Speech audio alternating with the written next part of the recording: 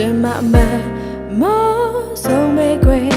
မချင်တဲ့ချစ်လောက်ရဲ့ချင်းဝေဒနာများရဲ့မင်းချမ်းပဲပြောက်ကွယ်တကိုးစားတီးချင်နေချင်းပေါ်ရဲ့များလေ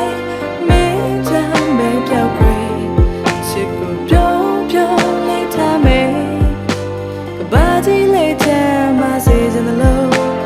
မင်းနဲ့လည်းမခွဲပဲနေစလို့ဆုံးတွေ့ခွင့်ရတဲ့အတွက်ချစ်ရဲ့ကျေးဇူးပါ